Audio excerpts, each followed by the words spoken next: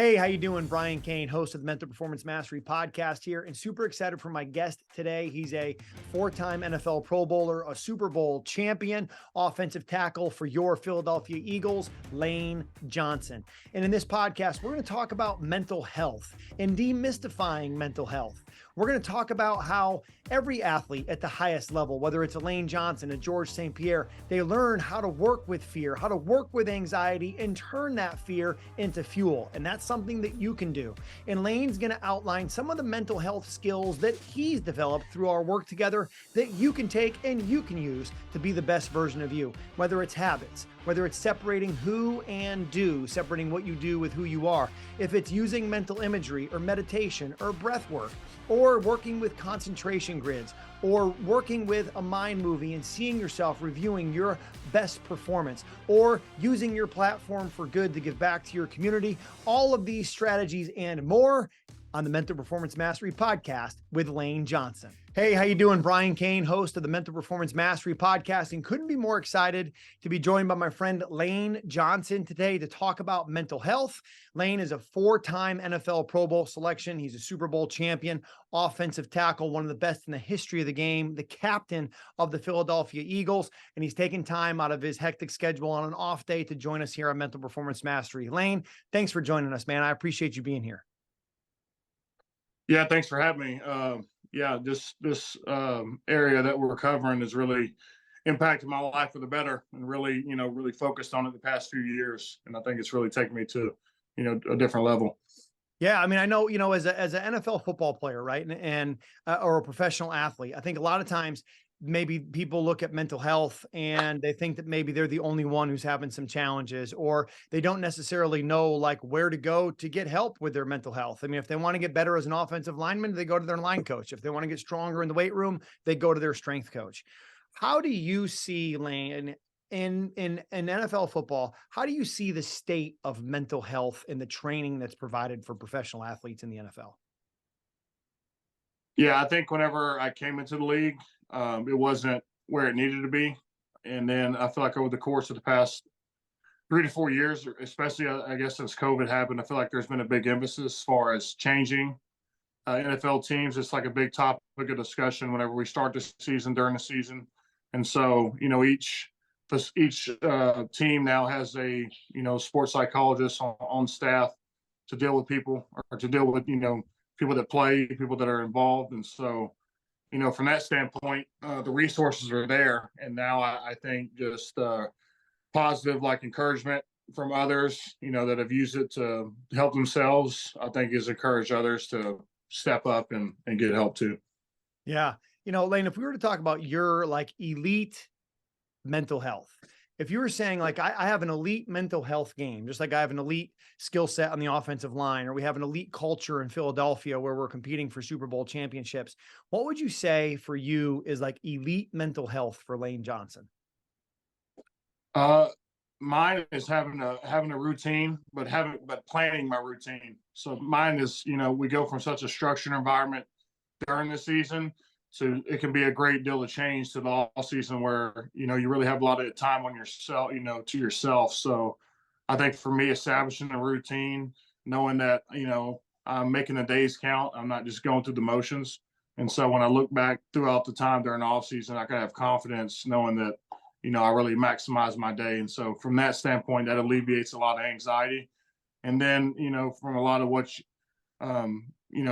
your philosophies, we don't ever look at the outcome or the result. We focus on the process to really maximizing each day, and how that really takes care of everything else down the road. Talk more about that, Lane. What does that mean for you to focus on the process versus the outcome? Yeah. So, I mean, when you talk about the process, there's 160 something hours in a week, and the game is only 3 hours of that week. So I think it'd be foolish to say that the 157 hours or whatever left in the week, if those habits don't reflect the mission, then what are you doing? So I think it's all about programming your mind, your body, spirit into having a good routine.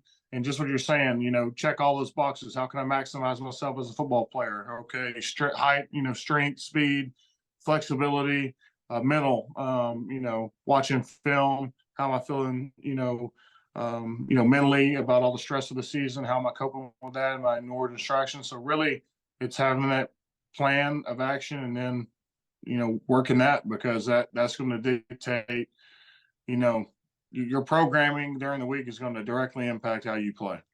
You've talked a lot about routines already. Talk about some of the routines that you have, Lane, whether it be like a morning routine and things you're doing maybe before you head in for the workday, or the evening routine, or even things maybe you do like in game as a part of your in game routine process to keep you in the present moment, competing one play at a time. When you say routines, what are some of the routines that you have in your life that you feel like give you that sound mental health? Yeah, so I think the very, first 15 minutes of the day are very important. So when I wake up, I try to stay off of, social media, any of that type of stuff, any of the type of scrolling. Using the way to work, I'll listen to music, or I'll listen to, an audio track, driving to work, and it really kind of reinforces the mindset that I'm trying to have for the day. Along with the affirmations and what I want to put out there in the universe, and not being afraid to speak those things. And so I think once I do that, I enter the workplace in a very clear-headed, perspective. And then once I get there, it's all about my routine. Breakfast, meetings, and then really we have a little bit of time before practice each day. So I'm trying to hit different exercises each day, working on lateral side of the body, working posterior chain one day, anterior side, so kind of keep it rotating. So with that, that gives me confidence from a physical standpoint and competing and doing practice. And then from a mental standpoint, I've just, reinforced, on game day, probably when I feel the most nervous is that, the anxiousness is a good thing. It's really an awakening of your body, heighten your senses. And so I've used that to control, my performance rather than limit myself. I used to see anxiety as a big monster that, that I thought negatively affected my play, when I realized that it's a really true ally and just another part of yourself that's Mm. and it only awaken every now and then. So it's a primal feeling. I know when you talk to all these different guys in their professions, it's hard to describe, but it really is. It's fight or flight. Well, this is really a fight. So it is what it is, and you got to compete one moment at a time and take it from there. I love how you talked about changing your relationship with anxiety. Talk a little bit more about that, because I think so many times athletes, they look at having anxious feelings, nervousness before a game, nervousness before a UFC fight, and they look at that as like something's wrong, versus no, that means you're ready for like an elite performance. That means you're ready to like take your entire game into that fight mode, like you talked about, in another level. Talk about kind of the progression of working with and the relationship of anxiety that you've had over your career. Yeah, so I mean, initially when I felt these feelings, I didn't know what it was or what it was called. So I saw it as something that was just a real huge fear that I felt like I had no idea of what it was, or really how to really name it, or call what it was. But as I started playing and my career took off, I just started, I talked to a bunch of sports psychologists about, anxiety and how I dreaded waking up and puking each morning. And then, one man asked, why do you see it as such a negative? And he said, do you think this is taking away energy, or do you think it is giving you energy? So, as I became educated on kind of why we feel this, and that it's, naturally encoded into us, and then, I've heard athletes say that they all kind of feel the same thing. We all feel the same thing, but guys, like you said, fire, you make it work for you, or it can burn your whole house up. So use the power as an awakening, that anxiety is an awakening. And then, let the emotions come and go, and as it comes to football, I just feel like it's an object in my way. It's a job, and I do it one play at a time. And what really kind of is a good quote for it is that, we may have 60, 70 plays, 5 seconds of play. That's only really 5 minutes of active playing time. It's a 3-hour event, but there's only 5 minutes of film that are actually out there. So always keep that in mind, and really learn to control what you say, be in control of yourself so you can be in control of your performance. Yeah. And I think, we've talked a lot about like George St. Pierre and guys in the UFC, and kind of that, learning to, admit that there's some fear, right? There's a fear of what the outcome can be. There's a fear of letting my teammates down in the octagon. There's a fear of getting knocked out in front of millions of people watching on TV and, or getting hurt, right? Whatever it is. And being able to use that fear as fuel, I think, is a different mindset where people think, oh, what's wrong with me versus no, this is completely normal. And I'm actually going to use this to my advantage. I think that's a massive mindset shift for guys. And when did that kind of shift happen for you in your career? I mean, really, when I started talking about really high performance individuals or people that Yeah. are in communication with those people, Lonnie Rosen, I've used him for a number of years, but no, I mean, that's what they really, I always saw it as something that was taken away from my game rather than, really hiding my game. And, yeah, I think whenever athletes like George St. Pierre talk about just how debilitated and how, he had real bad self-confidence issues for a fight, all the fears. But hey, really, that's what made him the monster he was, is that he enabled it to better his performance. That fear was used as good. And so he adapted to it. He saw it as an ally instead of such a, enemy. Yeah, we learn to take that fear and use it as fuel, and I think part of that process is, having things to go to pregame as a part of your routine to Yeah. make sure that you're locked in. And I know there's some certain, call them mental performance training tools that you use, one of which is concentration grids. What difference, Yeah. how do you use the concentration grids, and what difference do you feel like those have made for you in your career?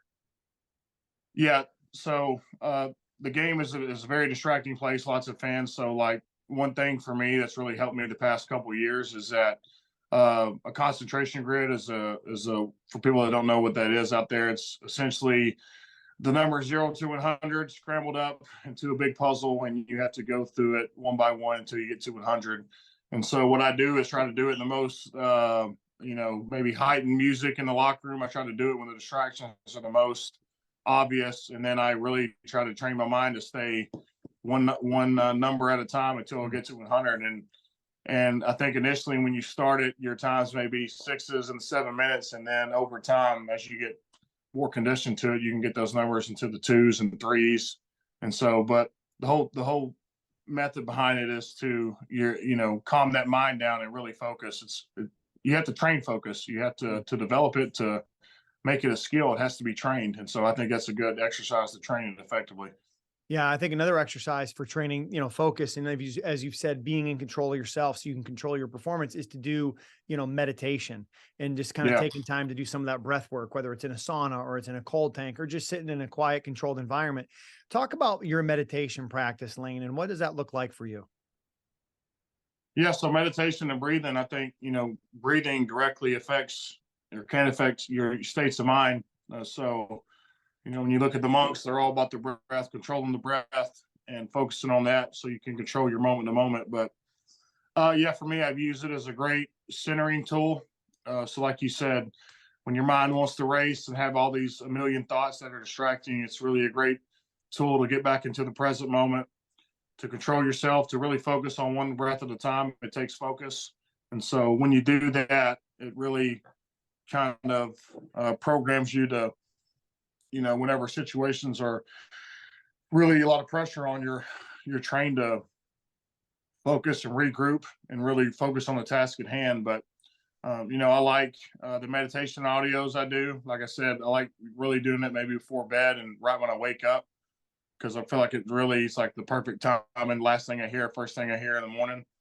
And so over time, as you do this, you notice, things get easier, the routine, because you're essentially reprogramming your mind from your day to day, that these things become more automatic and easier. And it's a great stress reliever, stress reducer. And it's a great way to really heighten your focus. That's really what it is. And having mindfulness and really just letting yourself be. Love that. And I think, you talked about the importance of the breath. And I think a lot of times we look at, and whether it's in football or baseball or the PGA Tour or whatever sport we're talking about at the highest level, the breath can make a massive difference because it's what helps you to stay in control of yourself and what helps you to be where your feet are, one play at a time, one pitch at a time. And we do breathing exercises, whether it's meditation, whether it's mental imagery, off the field. We also want to bring that breath onto the field in terms of maybe a pre-series routine, but also a pre-snap routine. How do you use the breath when you're in uniform, on the field, on the sideline lane, as a way to kind of keep you in control and in the present? Yeah. So if I notice, my heart racing, or I feel like I'm really in a heightened state, I like to take a deep breath and find kind of like a focal point. So for me, it's like the field goal post. So really before a play, before I get in the huddle, I try to look at that, take a breath, go to the huddle, get the play, and really for me, it's kind of like a regrouping period for me between each play. So just like a constant reminder of putting yourself in the present and putting your best foot forward each play. So it's a great, like you said, a great centering tool. Yeah. I think that's something that I recommend every athlete that I work with get into it, both a meditation practice, a couple minutes a day, but also mental imagery and visualization. And Lane, talk about the skill of mental imagery, whether it be something you do in a quiet, controlled environment, or with an audio, or maybe it's something that you're doing, as every athlete will battle with injuries and have days, especially as an offensive lineman in the NFL, where I may miss time in practice, but I use mental imagery as a way to get mental reps when I'm out there. How do you use mental imagery, both from a mental rep standpoint, but also just as kind of a part of preparation?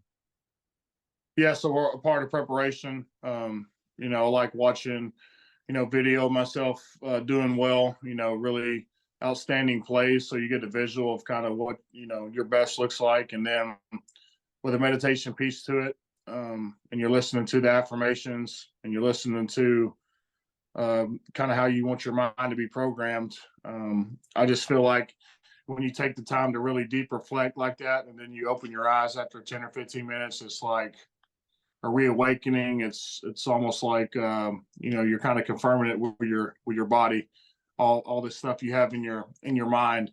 So for me, it's about just really putting everything you got into the sport. At first the mental imagery was kind of awkward because I've never done it, and I felt weird. And so, but as time took, went further down the line, I felt like these things became easier, and that these things really reinforced, kind of good habits, and created, I guess, more of like a positive self-esteem, and you wind up having a lot more confidence. Yeah, and I think, confidence is largely rooted in two places. It's rooted in preparation, but it's also rooted in production, that when I'm out there and Yeah. producing, I'm getting results, right? I'm performing at the level that I want to perform, which is probably a byproduct of the preparation that you've done. From a confidence standpoint, Lane, as a professional athlete, where does confidence come from for you? Yeah, so I think confidence. I mean, you talk about it all the time. It's an action. So Mm. body language.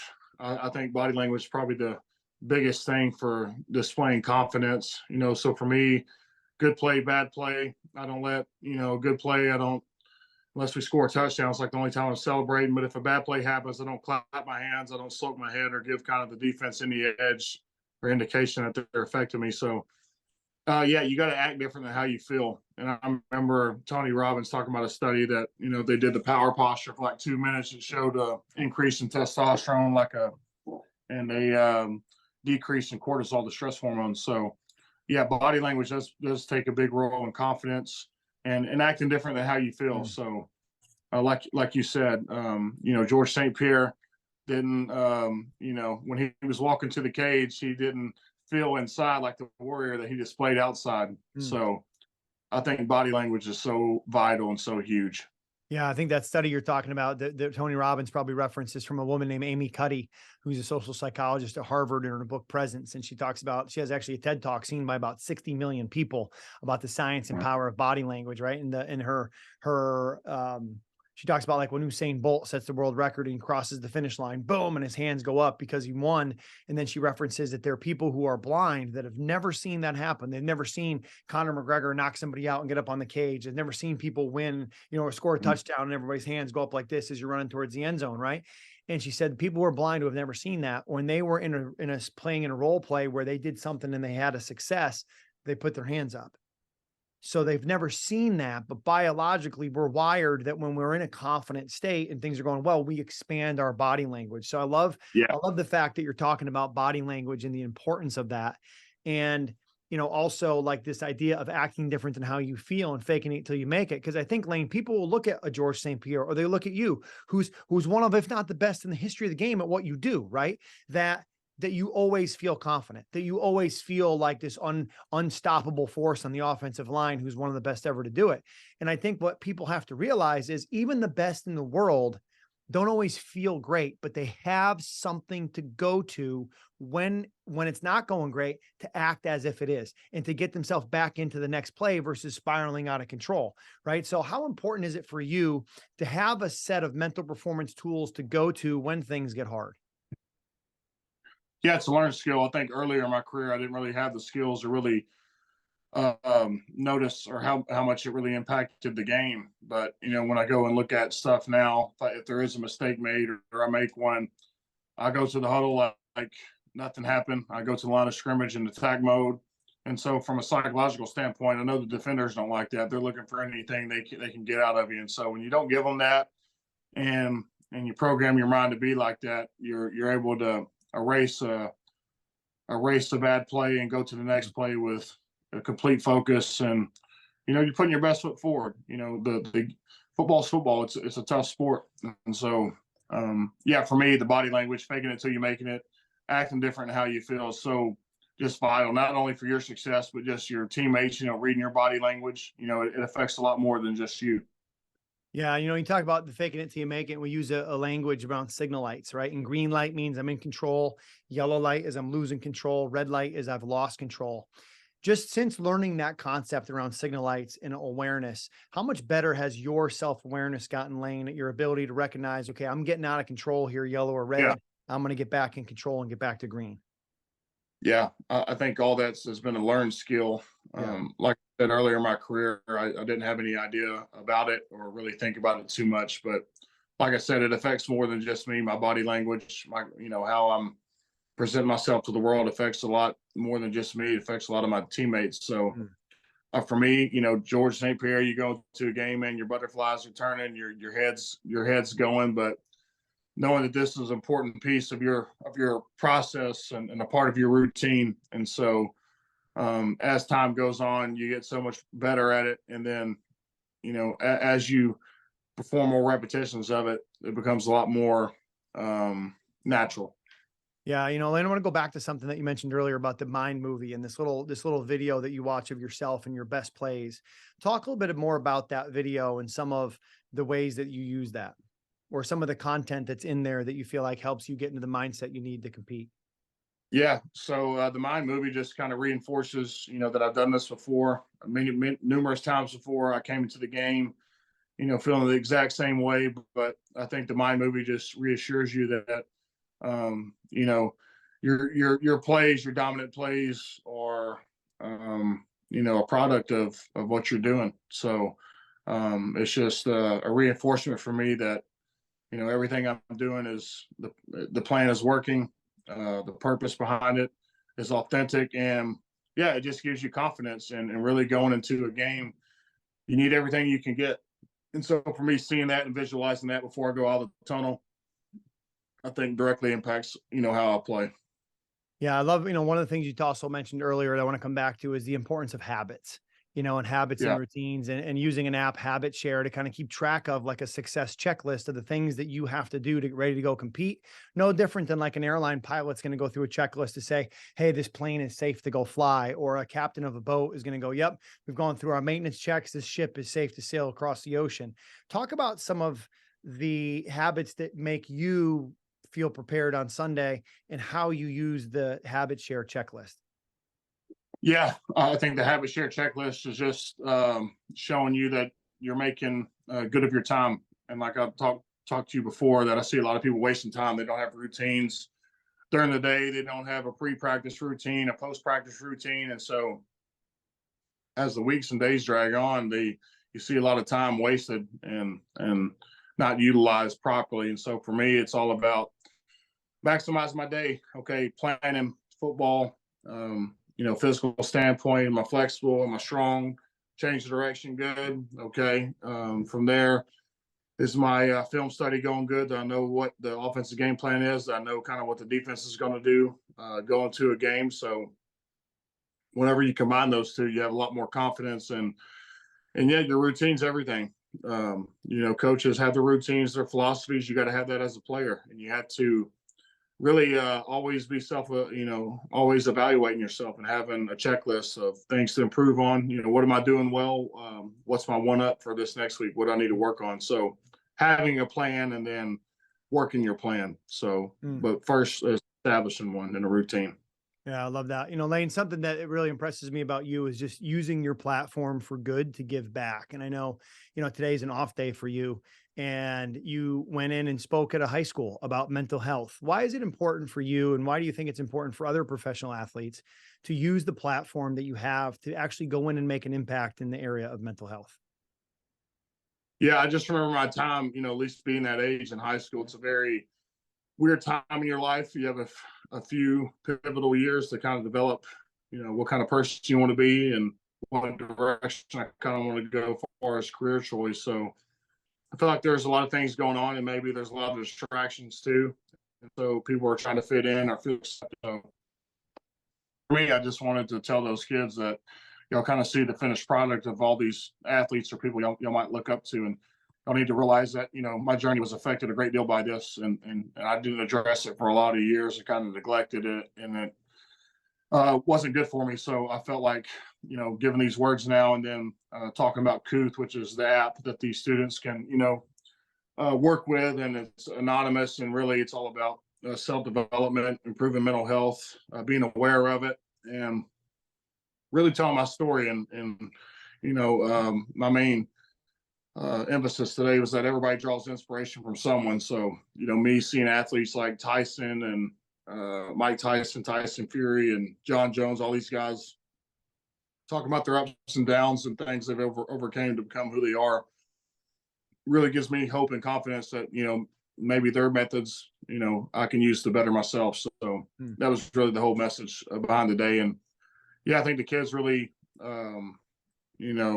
were engaged and listening, and I feel like a lot of good was done from it. Yeah, that's awesome, man. I appreciate, as a parent and as a former high school coach and athletic director and teacher, man, I cannot thank you enough for giving back, especially in the area of mental health. I mean, you could build a football facility at the high school that you went to, and that'd be amazing. You can go speak about mental health at high schools, and that's life changing. And playing football can be life-changing too, but you probably impacted people today, Lane, in a way by sharing your testimony, sharing your story around mental health, and why it's not something that people should hide from. It's something that we should work to grow and work to train, just like our physical skills of our sport. But I don't think that people always look at mental health as something that can be trained, because we can't see it. It's not tangible. I can't necessarily put my hands on it or put a bar on a meter and feel it, or put a stopwatch on it. Right. But, I think what the goal of today's podcast was to hear from somebody at the highest level that mental health is something that can be trained. Yeah, no doubt. And it's the main thing about it is finding the resources or finding where to begin.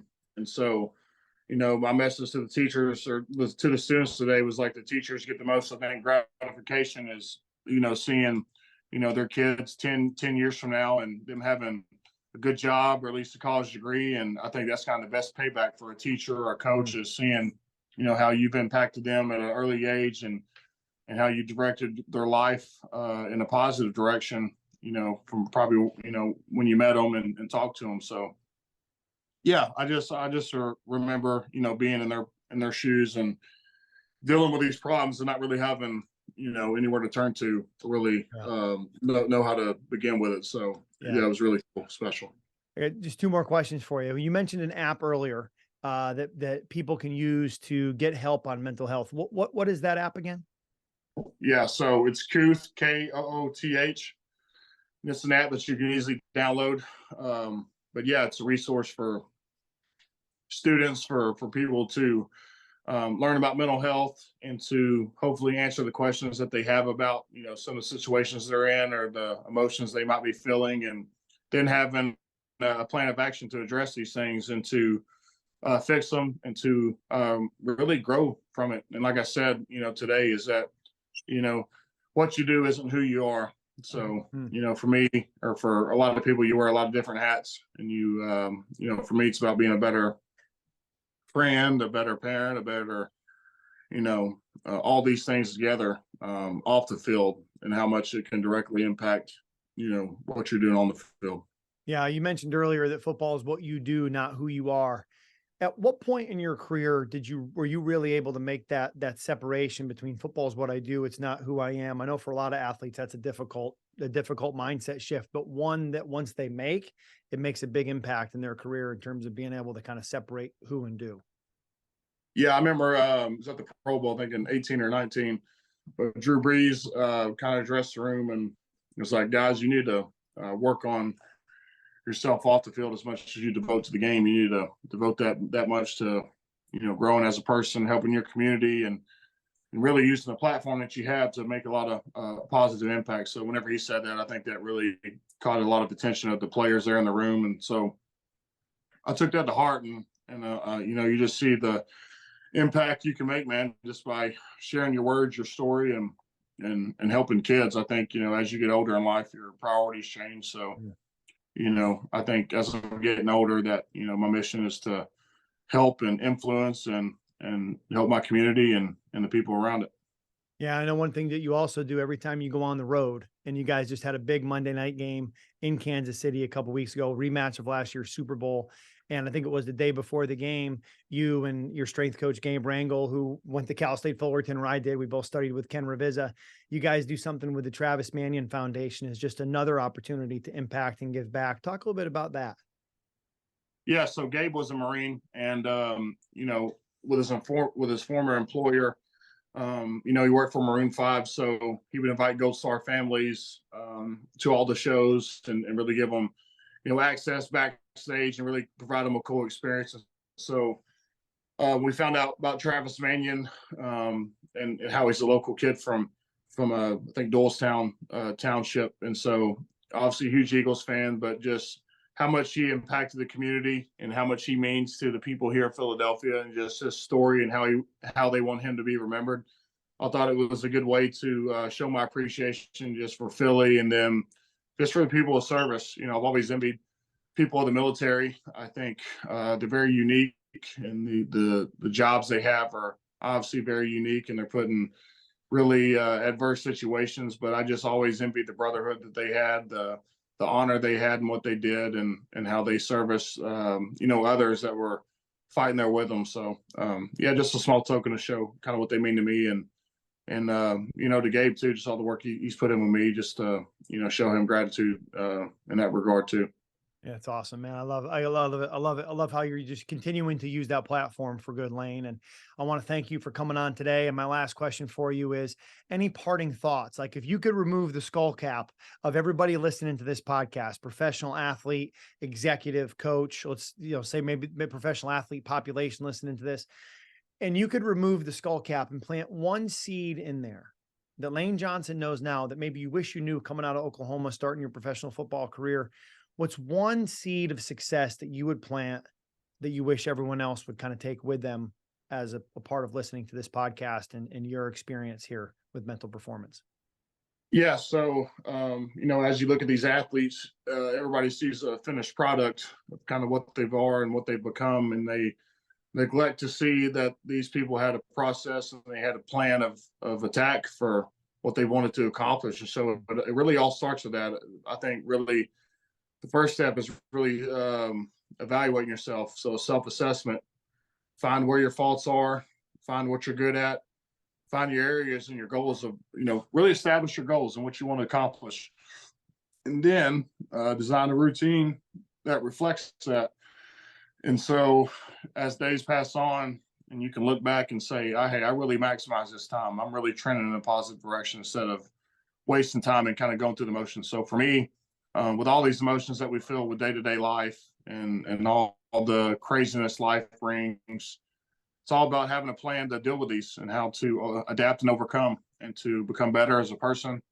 And that's really what it's about. It's all about never being satisfied and always growing. And no matter what you've accomplished, always have that white belt student mentality. So I think that's the main message. Always have that white belt on and always be eager to learn and eager to help. Love it. Love it. Lane, I know that you've inspired me today, man. You've inspired the members of our mental performance mastery community. You picked up a bunch of fans that have listened to this podcast and heard you share your story. If anybody wants to continue to engage with Lane and follow some of what he's doing, I know there's not a ton that you're on social media during the season, but if people wanted to engage with you, it's at Lane Johnson 65 on Instagram. And again, Lane, thank you for being here, man. Best of luck to you. Fly, Eagles, fly. Hopefully we'll see you guys in the Super Bowl again this year, brother. Yeah, thanks for having me. That was special. And yeah, to all the people watching, hopefully y'all get some out of this. And yeah, just know people that are in the same shoes as you, fighting and trying to get better. So awesome deal. I hope you enjoyed that Mental Performance Mastery podcast with Lane Johnson. Again, you can engage with Lane on Instagram at Lane Johnson 65. If you like the show, please leave us a rating and a review. Please make sure you subscribe to Mental Performance Mastery, as well as my sister podcast, Mental Performance Daily, where we deliver to you mental performance and mental health tips in 2 to 3 minutes a day. Thanks for being here. Please leave a review and a comment and dominate the day.